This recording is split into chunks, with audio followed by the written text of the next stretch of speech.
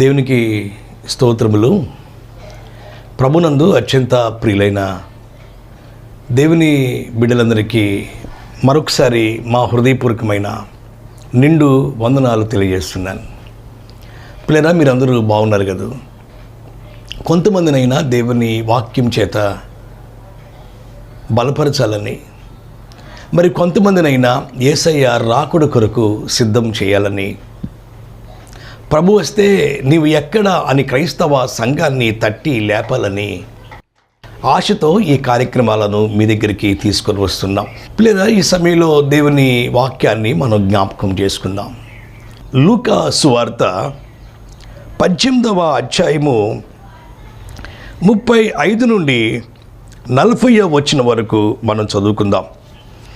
ఆయన యెరికో పట్టణమునకు సమీపించినప్పుడు ఒక గుడ్డివాడు త్రోవ పక్కన కూర్చుండి భిక్షపడుకొనుచుండెను. జన సమూహము దాటిపోవచ్చున్నట్టు వాడు చప్పుడు విని ఇది ఏమని అడగగా, వారు నజరేయుడైన యేసు ఈ మార్గమున వెళ్ళుచున్నాడని వానితో చెప్పిరి.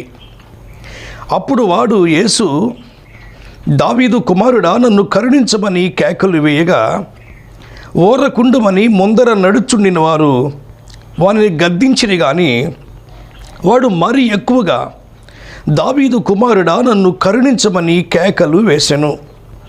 అంతటా యేసు నిలిచెను. పిల్లరా, దేవుని వాక్యాన్ని మనం జ్ఞాపకం చేసుకుంటే అంతటా యేసు నిలిచెను. ఎంత చక్కని, ఎంత సంతోషకరమైనటువంటి మాట అండి. ఈ స్టోరీ ఏమిటి అంటే, యేసు ప్రభు యెరికో పట్టణము నుండి యెరూషలేము పట్టణానికి ప్రయాణం చేస్తున్నాడు. అనేక మంది జన సమూహాలు ఆ రోజుల్లో, ఆ దినాల్లో యేసు ప్రభుని వెంబడిస్తూ ఉన్నారు. చిన్నలు, పిల్లలు, స్త్రీలు, పురుషులు, వృద్ధులు, పెద్దలు, ఆనాటి మత నాయకులు, మత ప్రబోధకులు, అనేక మంది ప్రజలు యేసు ప్రభుని పిల్లరా ఆ దినాల్లో వెంబడిస్తూ ఉన్నారు. ఎంత చక్కని సంతోషం అండి. యేసు ప్రభు పట్టణాల్లో ఉంటే అక్కడకు ప్రజలు, యేసు ప్రభు సముద్ర తీరాన ఉంటే అక్కడకు ప్రజలు, యేసు ప్రభు అరణ్యంలో ఉంటే అక్కడకు ప్రజలు, యేసు ప్రభు సమాజ మందిరాల్లో ఉంటే అక్కడకు ప్రజలు, యేసు ప్రభు ఎక్కడ ఉంటే అక్కడ ప్రజలండి. గుంపులు గుంపులు ప్రజలు. పిల్లరా, దేవుని వాక్యం మనం జ్ఞాపకం చేసుకుంటే లూకా సువార్త 8వ అధ్యాయము 45వ వచనాన్ని మనం జ్ఞాపకం చేసుకుంటే, నన్ను ముట్టినది ఎవరని యేసు అడుగగా, అందరూ మీ మెరగమన్నప్పుడు పేతురు, ఏలినవాడ, జన సమూహములు కిక్కిరిసి నీ మీద పడుచున్నారనగా, యేసు ప్రభు ఎక్కడ ఉంటే అక్కడ ప్రజలండి. ఇక్కడ మాట కిక్కిరిసి నీ మీద పడుచున్నారు అంటున్నాడు పేతురు. జనము, దేవుని బిడ్డలారా, ఇసుక వేస్తే రాలనంత జనం కిక్కిరిసి. యేసు ప్రభు ఎక్కడ ఉంటే అక్కడ ప్రజలు. ఇంకా మనం దేవుని వాక్యాన్ని జ్ఞాపకం చేసుకుంటే లూకా సువార్త 5వ అధ్యాయము మొట్టమొదటి వచనంలో జన సమూహము దేవుని వాక్యము వినుచు ఆయన మీద పడుచుండగా, ఎంత ప్రజలండి, ఎంత గుంపులు గుంపులు ప్రజలండి. యేసు ప్రభు దేవుని బిడ్డలారా సముద్ర తీరాన ఉంటే ప్రజలు ఆయన మీద పడిపోయేంత ప్రజలు. ఇంకా దేవుని వాక్యం జ్ఞాపకం చేసుకుంటే మార్కు సువార్త 1వ అధ్యాయము 45వ వచనాన్ని మనం జ్ఞాపకం చేసుకుంటే, ఆయన ఇక పట్టణములో బహిరంగముగా ప్రవేశింపలేక వెలుపల అరణ్య ప్రదేశములో ఉండెను. దిక్కుల నుండి జనులు ఆయన యొద్దకు వస్తున్నారు. పిల్లరా, యేసు ప్రభు ఎక్కడ ఉంటే అక్కడ ప్రజలు 4 దిక్కుల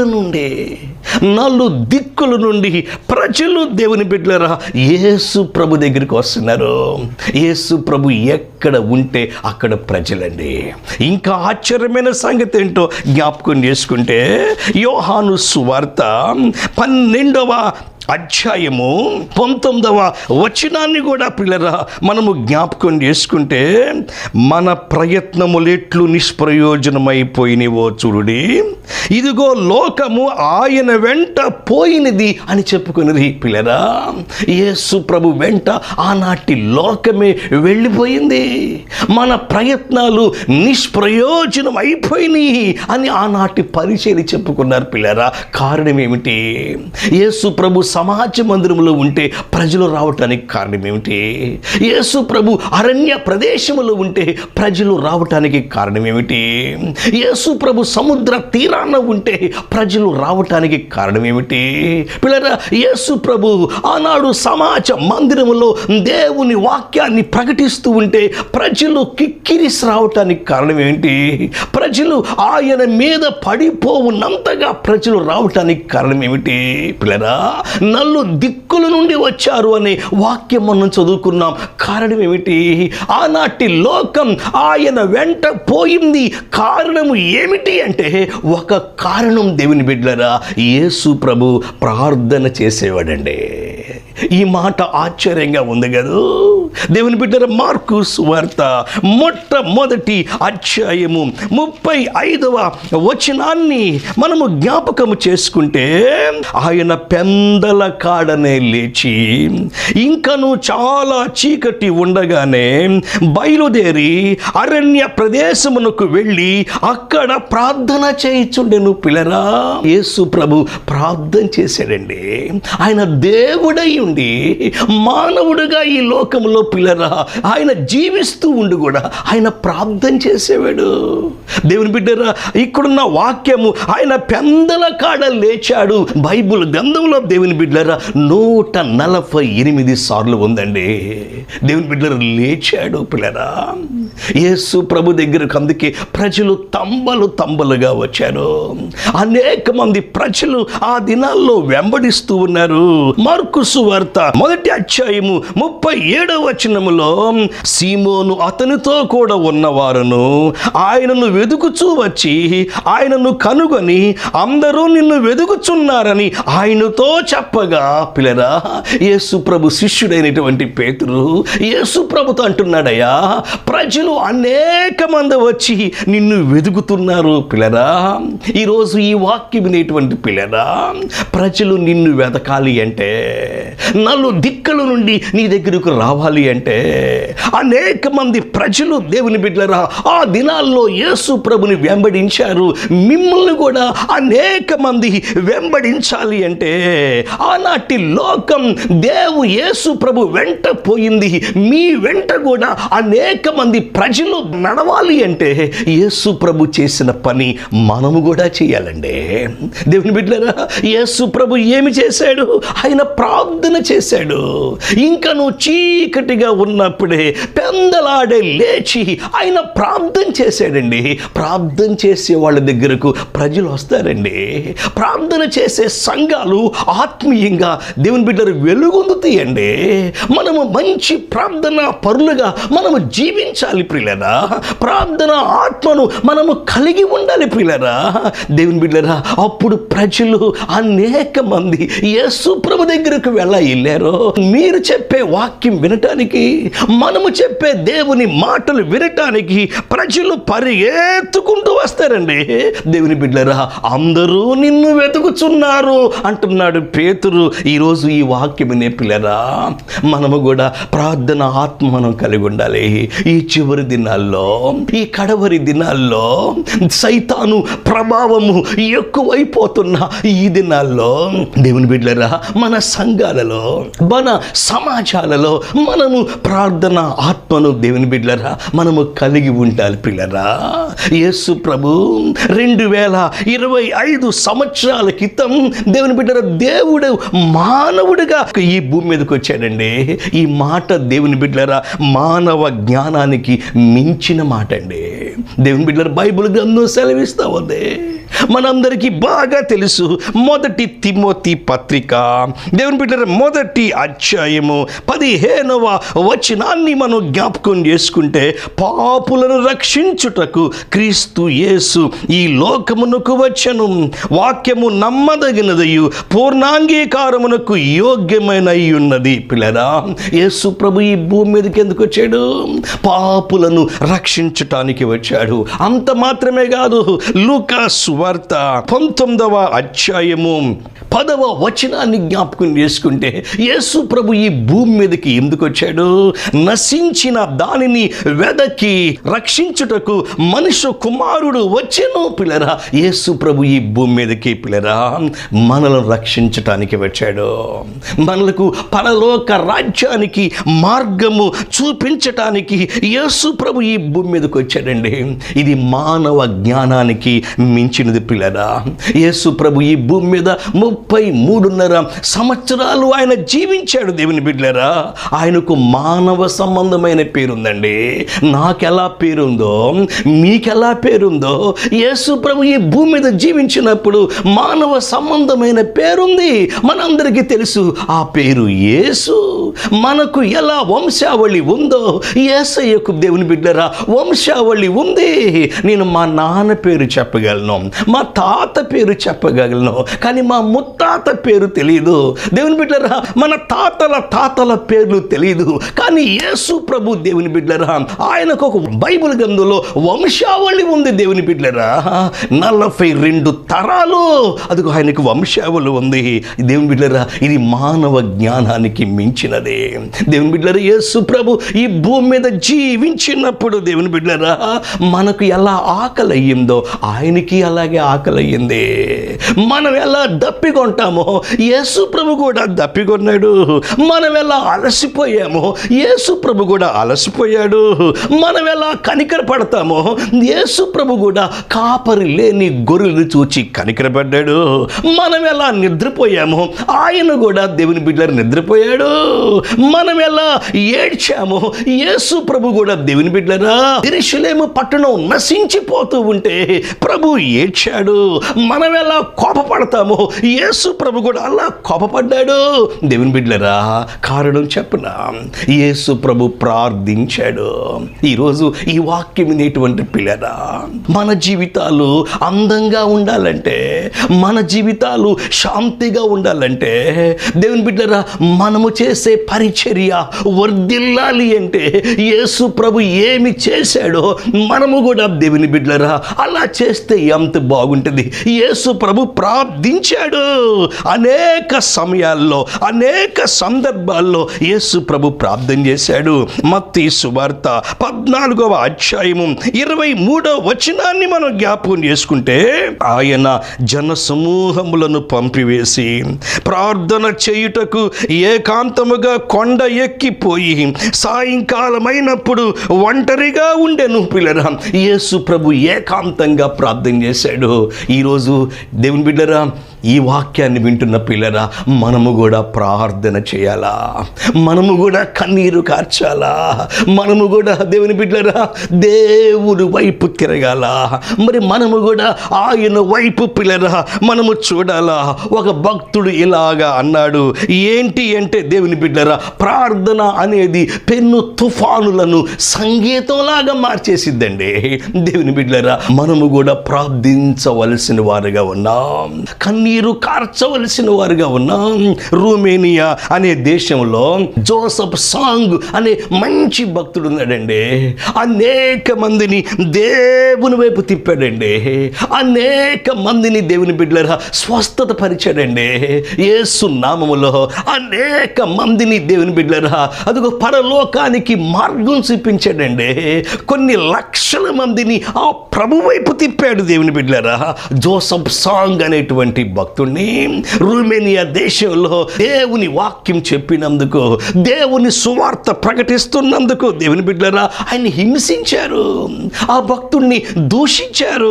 అంత మాత్రమే కాదు, మరణ శిక్ష కూడా విధించేశారు. దేవుని బిడ్డలారా మరణ శిక్ష విధించే ముందు అక్కడికి వచ్చిన వారితో మాట్లాడుతున్నాడు, మరణ శిక్ష విధించిన అధికారులతో మాట్లాడుతున్నాడు.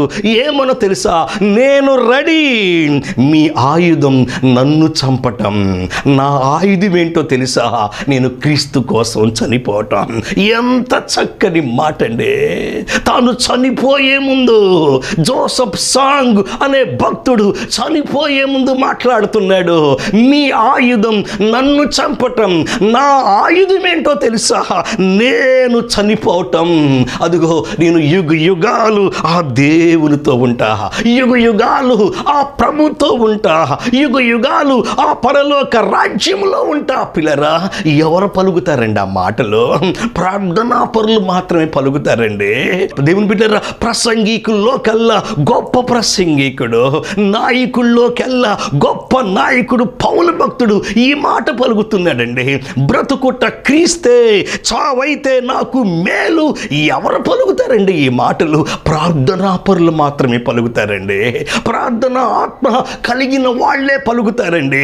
పిల్లరా, ఈరోజు ఈ వాక్యం వింటున్న పిల్లరా, యేసు ప్రభులో నుండి మనము నేర్చుకోవలసింది, యేసయ్య ప్రార్థన చేశాడు. దేవుని బిడ్డలారా, మనము కూడా ప్రార్థించాలా? ఈ చివరి దినాల్లో మన నినాదము ఏమిటి అంటే ప్రార్థన, ప్రార్థన, ప్రార్థన అనే నినాదాన్ని మనము కలిగి ఉండాలి. ప్రియులరా, బిల్లీ గ్రహం గారనే మంచి దేవుని సేవకుడు మనందరికీ బాగా తెలుసు. ఆయన ఒక్క రాత్రి 18 లక్షల మందికి ఒక బహిరంగ సభలో దేవుని వాక్యం అందించాడు. దేవుని బిడ్డలారా, ప్రపంచమంతా 7 సార్లు తిరిగి దేవుని వాక్యాన్ని ప్రకటించాడండి.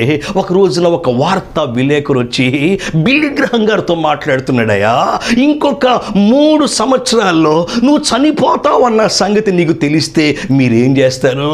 అప్పుడు బిల్లీ గ్రహం గారు ప్రపంచ సువార్తికుడు అంటున్నాడయ్యా, ఇంకొక 3 సంవత్సరాల్లో నేను చనిపోతాను అన్న సంగతి నాకు తెలిస్తే నేనేం చేస్తానో తెలుసా? 1 సంవత్సరం నేను సువార్త ప్రకటన చేస్తా, 2 సంవత్సరాలు నా గదిలో నేను ప్రార్థన చేసుకుంటా, 2 సంవత్సరాలు నా గదిలో నేను ప్రార్థన చేసుకుంటా, పరలోక రాజ్యానికి నేను సిద్ధపడతా. ఈరోజు ఈ వాక్యం వింటున్న పిల్లరా, ప్రార్థించే వాళ్ళ జీవితాల్లో దేవుడు కార్యాలు చేస్తాడండి. పిల్లరా, మనం చదువుకున్న వచనాన్ని మనం జ్ఞాపకం చేసుకుంటే, లూకా సువార్త 18వ అధ్యాయము జ్ఞాపకం చేసుకుంటే, ఆయన యెరికో పట్టణమునకు సమీపించినప్పుడు ఒక గ్రుడ్డివాడు త్రోవ పక్కన కూర్చొని భిక్షమడుకొనుచుండెను. జనసమూహము దాటిపోవుచున్నట్టు వాడు చప్పుడు విని. పిల్లరా, యేసు ప్రభు యెరూషలేముకు వెళుతున్నాడు. యేసు ప్రభు యెరూషలేముకు వెళితే మరలా యెరికోకు రాడు. ఇదే నాకు మంచి సమయం అనుకున్నాడు ఒక గ్రుడ్డివాడు. ఈ సమయం పోతే నాకు మళ్ళా లేదనుకున్నాడు ఒక గ్రుడ్డివాడు. గ్రుడ్డివాడే కాదు, వాడు భిక్షగాడు. యేసు ప్రభు దాటిపోతే మరలా వెనక్కి రాడు అనుకున్న ఒక భిక్షగాడు. దేవుని బిడ్డలారా, ఒక గ్రుడ్డివాడు గట్టిగా కేకలేస్తున్నాడు. జన సమూహము దాటిపోవచ్చున్నట్టు వాడు చప్పుడు విని, దేవుని బిడ్డలారా, ఇది ఏమని అడిగాడు? వాడు గ్రుడ్డివాడు, పైగా త్రోవ పక్కలో కూర్చున్నాడు. జన సమూహము దాటిపోవచ్చున్నట్టు వాడు చప్పుడు విన్నాడు. ఈ మాట ఎంత చక్కని మాట అండి. వాడికి చెవులు ఉన్నాయి, కానీ ఏ చెవులు ఉన్నాయి? వినే చెవులు ఉన్నాయి. వాడు చప్పుడు విన్నాడు. దేవుని బిడ్డలారా, వాడు చప్పుడు విని మౌనంగా లేడు. వాడు చప్పుడు విని చేతులు కట్టుకొని కూర్చోలేదు. వాడు చప్పుడు విని నాకెందుకులే అని మౌనంగా కూర్చోలేదు. వాడు ఎప్పుడైతే చప్పుడు విన్నాడో వాడు గట్టిగా కేకలేటి మొదలుపెట్టాడు. 38వ వచనములో, అప్పుడు వాడు, యేసు దావీదు కుమారుడా నన్ను కరుణించమని కేకలు వేయగా, దేవుని బిడ్డలారా, యేసు ప్రభు యెరికో నుండి యెరూషలేముకు ప్రయాణం చేస్తూ ఉంటే వీడు కేకలేస్తున్నాడు, యేసు దావీదు కుమారుడా నన్ను కరుణించు అని కేకలు వేస్తున్నాడు. పిల్లరా, నేను చెప్పనా, వాడు మరీ ఎక్కువగా కేకలేస్తున్నాడు. వాడు చప్పుడు విన్నాడు. నేను చెప్పనా, వాడు విన్న చప్పుడు వాడు జీవితాన్ని మలుపు తిప్పేసిందండి. ఈరోజు ఈ కార్యక్రమం వింటున్న పిల్లరా, 2025 సంవత్సరాల నుంచి దేవుని వాక్యం మారుమోగుతూనే ఉందండి. దేవుని వాక్యం ప్రకటించబడుతూనే ఉందండి. గ్రామాలు, పల్లెలు, పట్టణాలు, దేశాలు, విదేశాలు, ప్రపంచమంతా యేసయ్య సువార్త అనే చప్పుడు వినపడతానే ఉందండి. రేడియోలో దేవుని వాక్యం, టీవీలో దేవుని వాక్యం, సువార్త సభల ద్వారా దేవుని వాక్యం, ఈనాడు యూట్యూబ్లో దేవుని వాక్యం, ఫేస్బుక్లో దేవుని వాక్యం, దేవుని గోడల మీద దేవుని వాక్యం. ఇది చప్పుడు దేవుని బిడ్డలారా, ఇది చప్పుడు. ఈరోజు ఈ వాక్యం వింటున్న పిల్లరా, దేవుని మాటలు విని చెడిపోయినోడి ప్రపంచంలో ఎవడు లేడమ్మా. యేసు మాటలు విని బాగుపడినోళ్ళు ప్రపంచంలో కోట్ల మంది ఉన్నారండి. వ్యభిచారము నుండి, దేవుని బిడ్డలారా, నరహత్య నుండి, దొంగతనాల నుండి, అబద్ధాల నుండి, అన్యాయము నుండి న్యాయం వైపు తిరిగిన వాళ్ళు ఈ ప్రపంచంలో కోట్ల మంది ఉన్నారు. దేవుని బిడ్డలారా, యేసు వాక్యం వినటం అనేది అది గొప్ప భాగ్యం అండి.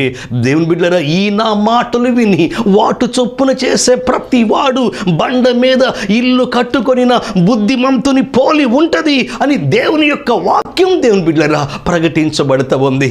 ఈ కార్యక్రమం చూస్తున్న పిల్లరా, నీ గుండె చప్పుడు ఆగిపోకముందే మనం ఒక నిర్ణయం చేసుకోవాలండి. దేవుని బిడ్డలారా, ఈ ప్రపంచంలో ఉన్న ప్రతి ఒక్కరూ ఆగి ఆలోచించి ఒక నిర్ణయం చేసుకోవాలి. దేవుని బిడ్డలారా, దేవుని వైపు చూడాలా.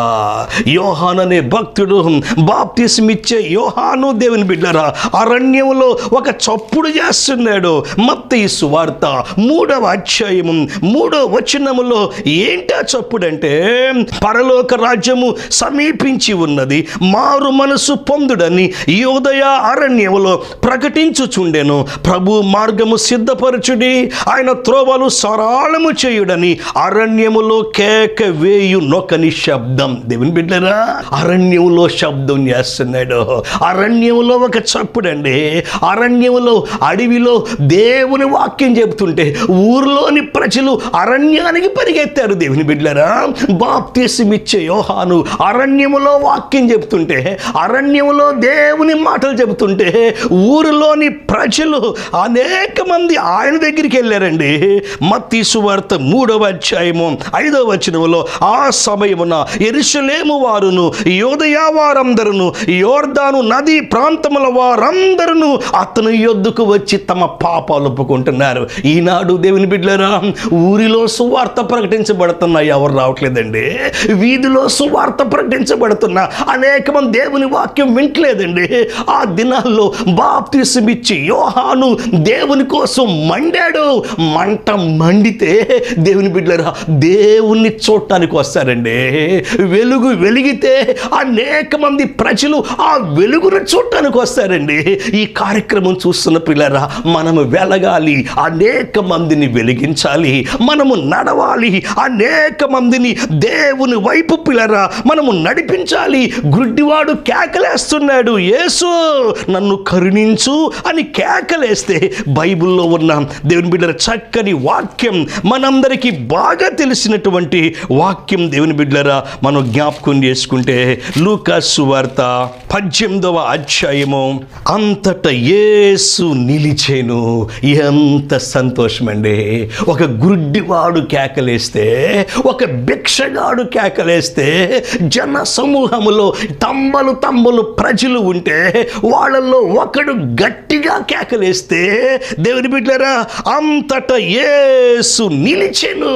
ఈరోజు ఈ వాక్యం వింటున్న పిల్లరా, నువ్వు కేకలేసినా, దేవుని బిడ్డలారా, నేను ప్రార్థన చేసిన, మన ప్రార్థనలు వినే దేవుడమ్మా, మన ప్రార్థనకు జవాబు ఇచ్చే దేవుడు. దేవుని బిడ్డలారా, మోషే ప్రార్థన చేస్తే మన్నా కురిసింది. యెహోషువ ప్రార్థన చేస్తే సూర్యుడు ఆగిపోయాడు. ఏలియా ప్రార్థన చేస్తే దేవుని బిడ్డలారా మరి వర్షం కురిసింది. నేను చెప్పిన గుడ్డివాడు కేకలేస్తే యేసు ప్రభు నిలిచాడు. ఈ కార్యక్రమాన్ని చూస్తున్న పిల్లరా, యేసు ప్రభు యెరికో నుండి యెరూషలేము ప్రయాణములో గుడ్డివాడు జీవితాన్ని దేవుడు మలుపు తిప్పాడు. కారణం, కేకలు వేశాడు.